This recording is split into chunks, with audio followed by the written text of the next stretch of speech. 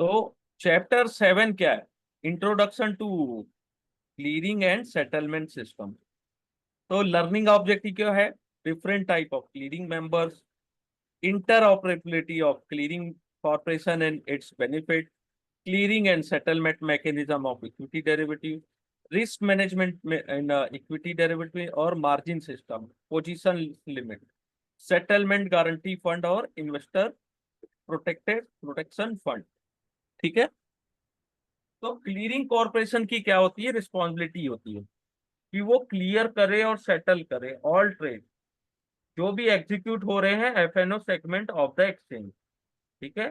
According to legal principle of novation, the clearing corporation become the central counter party होते हैं। Counter party जो responsibility लेते हैं। ठीक है।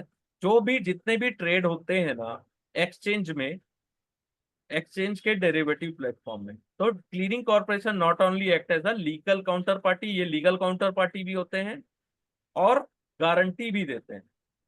तो क्लियरिंग में क्या क्या चीजें होती है? क्लियरिंग और सेटलमेंट प्रोसेस में तीन मेन एक्टिविटी होता है। पहला क्लियरिंग, दूसरा होता है सेटलमेंट, तीसरा होता है risk management. Clearing and settlement activity in the FNO segment are undertaken by clearing corporation with the help of clearing member and clearing bank. ठीक है। क्लियरिंग मेंबर क्या कौन कौन होते हैं? अपन ने पहले भी देखा था लास्ट की क्लास में कि क्लियरिंग मेंबर तीन टाइप के होते हैं, सेल्फ ट्रेडिंग मेंबर और प्रोफेशनल क्लियरिंग मेंबर। यहां से एक ना क्वेश्चन आता है। ठीक है।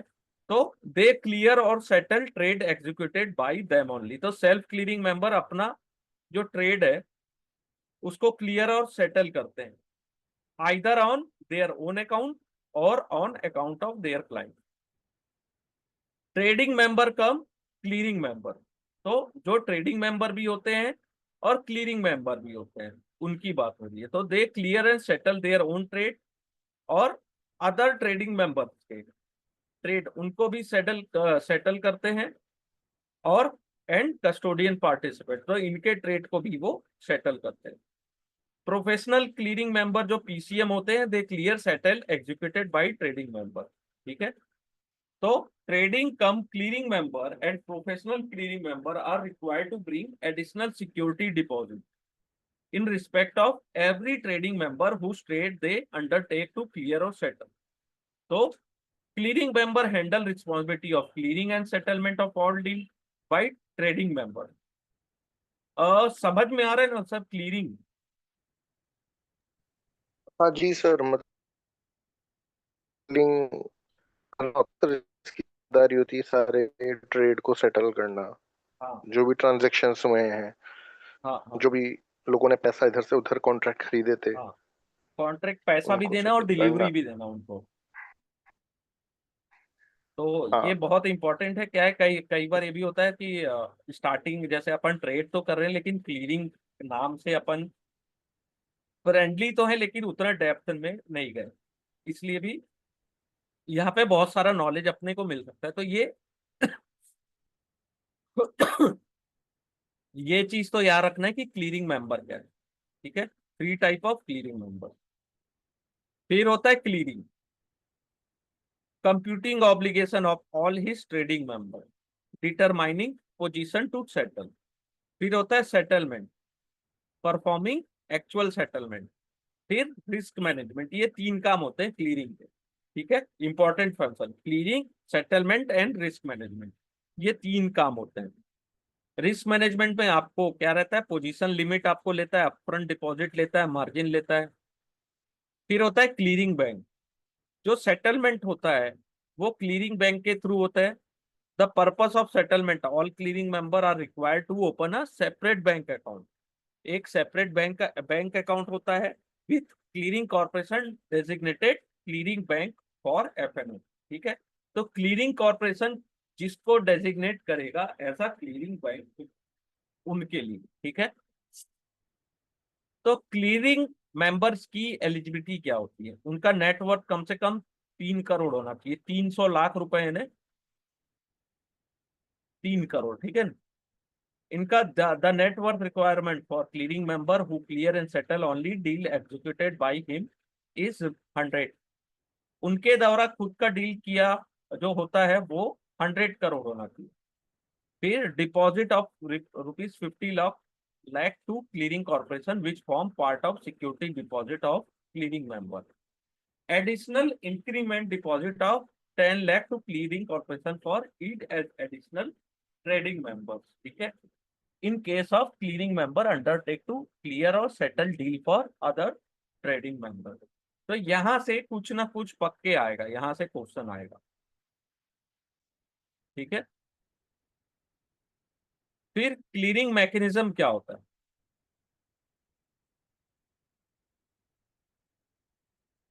पहला, the first step is clearing process is calculating open position and obligation of clearing member. Open position of clearing member is arrived by aggregating the open position of all trading members, all custodian CPs clearing through them in the contract which they have traded. So open position of TM is arrived at by adding up his proprietary open position, client open position in the contract which they have traded. While entering order on the trading system, TM identify order as either proprietary or client. आपको identify करना, ठीक है, या आपका खुद का trade है कि क्लाइंट का है। ठीक है, तो प्रोप्राइटरी पोजीशन कैसे होगी? Net basis on buy minus sell. ठीक है, for each contract and client are arrive at summing together net of each individual client. तो ये तीन क्लाइंट्स हैं, तीन है ना। तो एक ने अपनी खुद की पोजीशन ली कि 5,000 क्वांटिटी बाय किया, 3,000 सेल किया। ठीक है, ट्रेडिंग मेंबर के नाम है दो। एक ने निफ्टी मई का कॉन्ट्रैक्ट बाय किया, इतना सेल किया, तो net quantity minus. Client one ने क्या किया? 3,000 बाय किया, सेल किया, तो टोटल 1,000 नेट। यहाँ 2,000 नेट, बाय और सेल का माइनस। तो टोटल लॉन्ग पोजीशन कितनी बनी? 5,000 कॉन्ट्रैक्ट, क्योंकि नेट में दो और एक तीन और दो पांच। ठीक है, नेट मेंबर की पोजीशन सेम ऐसी यहाँ पे माइनस माइनस। ठीक है, यहाँ पे 1,000 प्लस। ठीक है, तो यहाँ टोटल लॉन्ग की पोजीशन यहाँ बता रहा है कि जब 2,000 शॉर्ट है और 1,000 लॉन्ग है, तो नेट नेट ये बता रहा है कि टोटल नेट मेंबर की जो लॉन्ग पोजीशन बन रही है वो 1,000 बन रही है। लेकिन यहाँ तो मुझे ऐसा नहीं दिख रहा है, क्योंकि 2,000 तो ऑलरेडी सेल में दिखा रहा है और यहाँ 1,000 दिखा रहा है long.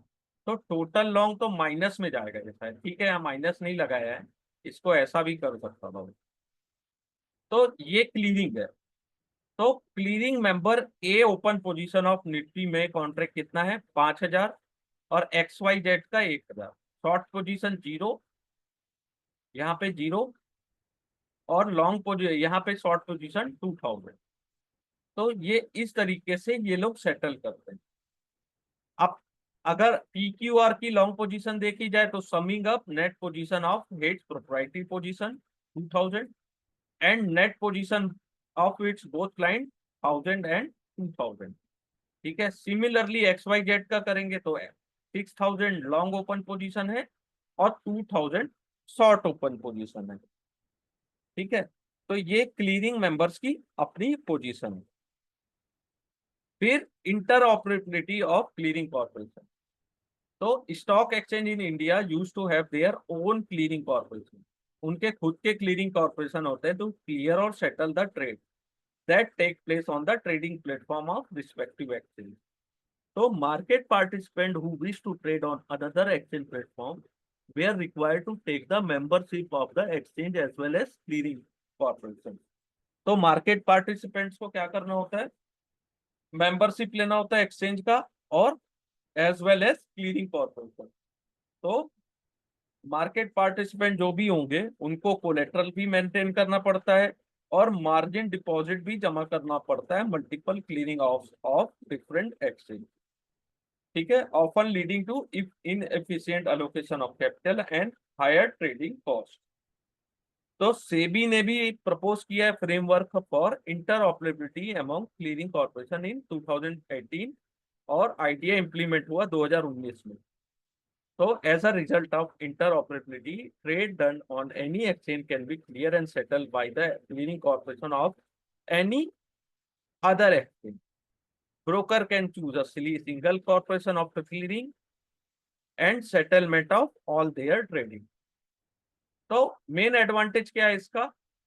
Reduction of trading cost of member, और they now have to maintain margin and collateral with single clearing. Multiple की जरूरत नहीं, आपको सिंगल में ही लगाना है, मल्टीपल क्लियरिंग कॉर्पोरेशन की जरूरत है, ठीक है, जो कि ज्यादा ही। This lead to better utilization of capital resource of market participant.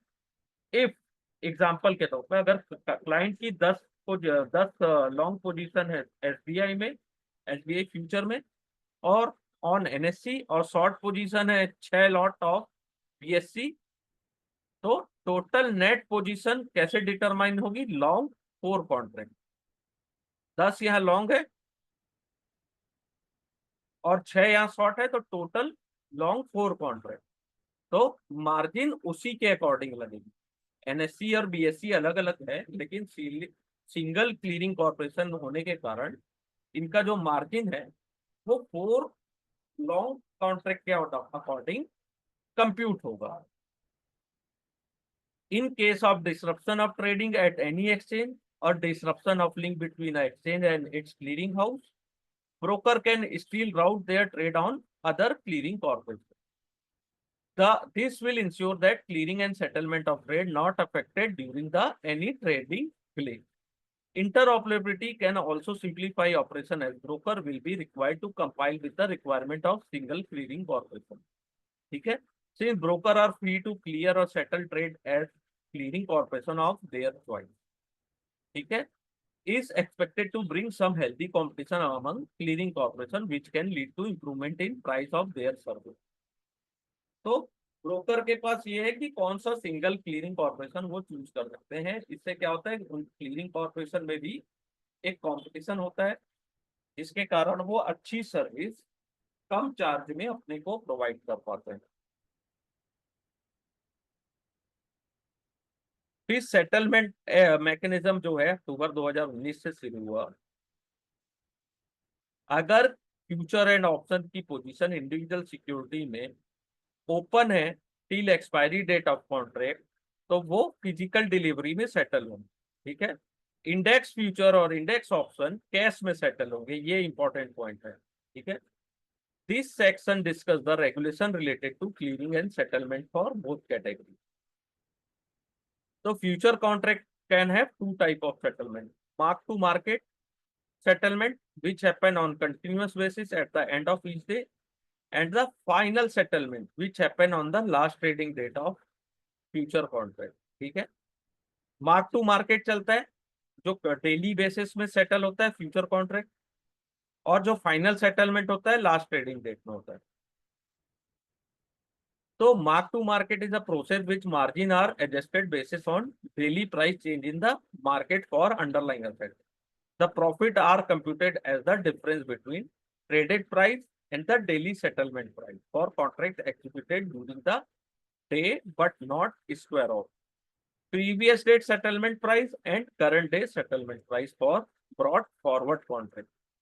The buy and sell price for contract executed during the day and square of आपने सेम डे खरीद के सेम डे उसको सेल कर दिया, उसका भी, ठीक है।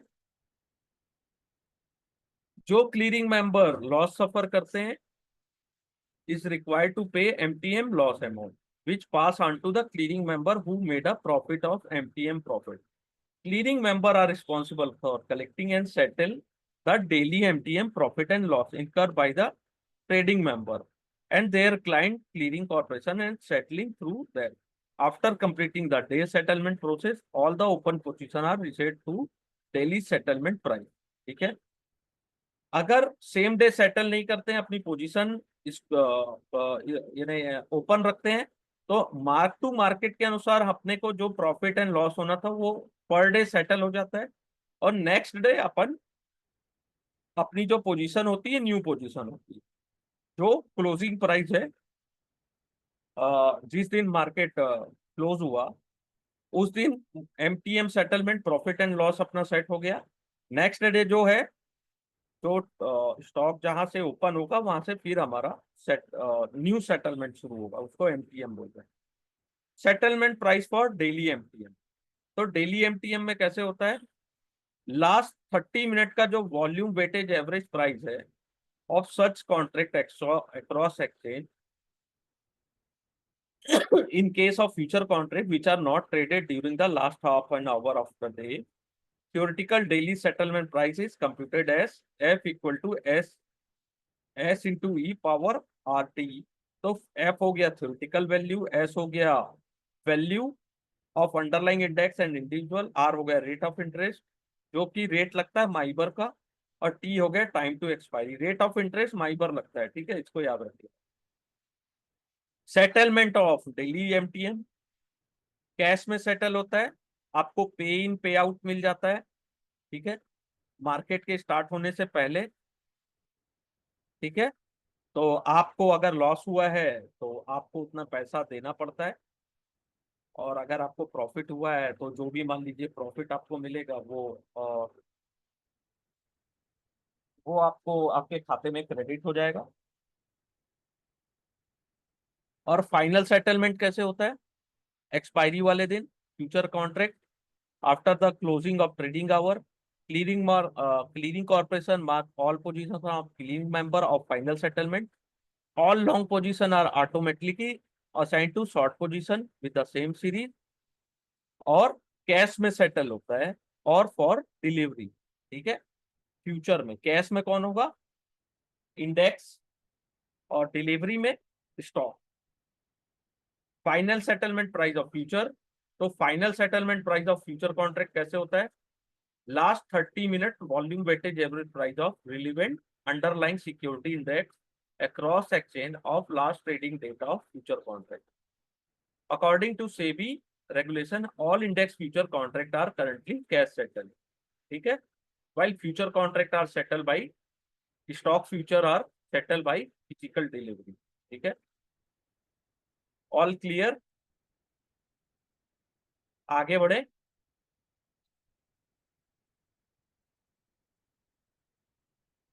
यस,